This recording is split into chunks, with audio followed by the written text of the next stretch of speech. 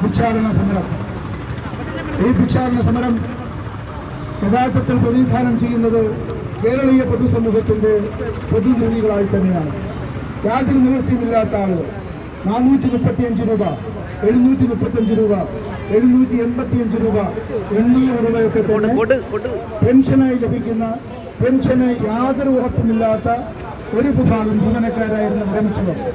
ഒരു ഗതിയും പരഗതിയുമില്ലാതെ വരുന്ന ജീവനക്കാർ, അവരുടെ ധർമ്മസമരമാണ് ഇവിടെ നടക്കുന്നത്.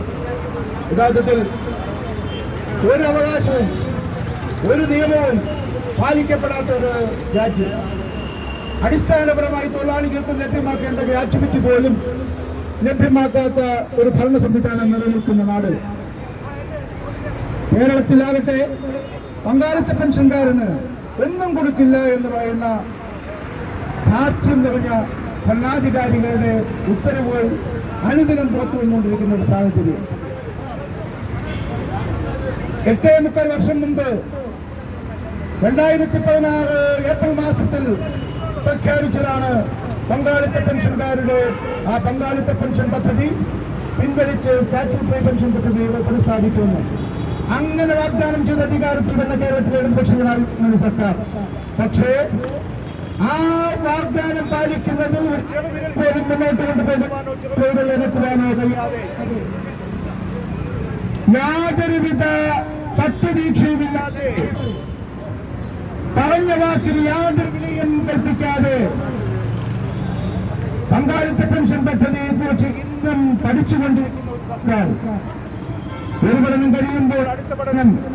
സാധാരണഗതിയിൽ ഇങ്ങനെ നിരന്തരം പഠിച്ചുകൊണ്ടിരിക്കുന്ന ഒരു ഭരണകൂടത്തെ ഇന്ത്യയിൽ വേറെ എവിടെയും നമുക്ക് കാണാൻ കഴിയില്ല. ഇവിടെ ഒഴിച്ച്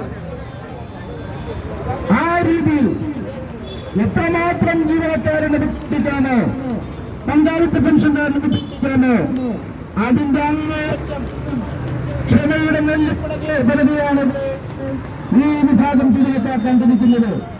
ഒരു വിഭാഗം ജീവനക്കാരും സംസ്ഥാനത്ത് തൃപ്തരല്ല. എന്നാൽ അതിനേക്കാളൊക്കെ ഗതികേട് വിഭാഗം ജീവനക്കാരാണ് പങ്കാളിത്ത പെൻഷൻകാർ. ഇന്ന് ബാക്കിയുള്ളവർക്ക് ഇത്ര രൂപ പെൻഷൻ കിട്ടും. 56 വയസ്സിലോ 58 വയസ്സിലോ 60 വയസ്സിലോ പെൻഷൻ പറ്റുമ്പോൾ ഇത്ര രൂപ പെൻഷൻ കിട്ടും, ഇത്ര രൂപ ഗ്രാറ്റുവിറ്റി കിട്ടും, ഇത്ര രൂപ പെൻഷൻ കമ്മ്യൂട്ടേഷൻ കിട്ടും എന്ന് കൃത്യമായി പറയുന്ന ഒരു സംവിധാനം ഇവിടെ ഉണ്ടായിരുന്നു. എന്നാൽ ആ സംവിധാനത്തിന് ഇല്ലായ്മ ചെയ്തത് കേരളത്തിൽ UDF സർക്കാർ തന്നെയായിരുന്നു. ആ UDF സർക്കാരിന്റെ തെറ്റായ തീരുമാനത്തിനെതിരായി അന്ന് പണിമുടക്കിയവർ ഇന്ന് മൗനം പാലിക്കുന്നു. യാതൊരുവിധ ആ ഒരു ആത്മാർത്ഥതയും അന്നത്തെ പ്രഖ്യാപനത്തോട് കാണിക്കാതെയാണ് നമ്മുടെ ഭരണാധികാരികൾ മുന്നോട്ട് പോകുന്നത്. ഇന്ന് ഭരണത്തിന്റെ തേർവാഴ്ച പാവപ്പെട്ട പെൻഷൻകാരന്റെ മുകളിലേക്കാണ്. DA പറയേണ്ട കാര്യമില്ല, കാര്യം DA പങ്കാളിത്ത പെൻഷൻകാരനില്ല. അതുപോലെ തന്നെ കമ്മ്യൂട്ടേഷൻ അതുമില്ല. ഗ്രാറ്റുവിറ്റി ഇന്ത്യയിലെ തൊഴിൽ നിയമത്തെ എപ്പോഴും ചോദ്യം ചെയ്യുന്ന രീതിയിലാണ് ഗ്രാറ്റുവിറ്റി പോലും നടപ്പിലാക്കാത്ത ഒരു വിഭാഗം, അത് ലഭ്യമാകാത്ത ഒരു വിഭാഗം ആളുകൾ. ആ ഒരു രീതിയിലുള്ള യഥാർത്ഥത്തിൽ സമൂഹത്തിന്റെ സകല അവശതയും പ്രതിഫലിപ്പിക്കുന്ന ഒരു വിഭാഗം ജീവനക്കാർ പെൻഷൻ പറ്റിയതിനു ശേഷം യാതൊരു നിവൃത്തിയുമില്ലാതെ ഇങ്ങനെ ഭിക്ഷാടനത്തിന് ഇറങ്ങേണ്ടി വന്നിരിക്കുന്നു. ഇത് പ്രതീകാത്മകമായ സമരമാണെങ്കിൽ കൂടി യഥാർത്ഥത്തിൽ ഇത് ഒരു യാഥാർത്ഥ്യം മുൻകൂട്ടി കണ്ട് നിവൃത്തിയില്ലാതെ തന്നെ, മരുന്ന് വാങ്ങിക്കാൻ നിവൃത്തിയില്ലാതെ, കുടുംബത്തിന് ചിലവ് കൊടുക്കാൻ നിവൃത്തിയില്ലാതെ, കുഞ്ഞുമക്കൾക്ക് ഒരു ഉടുപ്പ് പോലും വാങ്ങിച്ചു കൊടുക്കാൻ കഴിയാതെ, എന്തിന് ഒരു സ്വപ്നവും യാഥാർത്ഥ്യമാക്കാൻ കഴിയാത്ത ഉള്ള ജീവനക്കാരുടെ പ്രതിനിധികളായി ഇരുന്ന് വിരമിച്ചു പോയ നിങ്ങളെ കേരള സെക്രട്ടേറിയറ്റ് അസോസിയേഷനും സെക്രട്ടേറിയറ്റ് ആക്ഷൻ കൗൺസിലും അഭിവാദ്യം ചെയ്യുന്നു. നിങ്ങളുടെ പോരാട്ടത്തിന് ശക്തമായി പ്രാതിനിധ്യം കൊണ്ട്, അതുപോലെ തന്നെ അഭിവാദ്യങ്ങൾ കൊണ്ട്, അതുപോലെ നിങ്ങളോടുള്ള ഐക്യദാർഢ്യം പ്രകടിപ്പിച്ചുകൊണ്ട് ഞങ്ങൾ നിങ്ങളോടൊപ്പം ഉണ്ടാകും. വീണ്ടും നമുക്ക് പ്രതീക്ഷയുണ്ട്. ഇത് മാറി വരുന്ന ഒരു പ്രഭാതം കേരളത്തിൽ പൊട്ടിവിടരും. പങ്കാളിത്ത പെൻഷൻ അവസാനമാകും. ആ പങ്കാളിത്ത പെൻഷൻ പിൻവലിക്കപ്പെടും.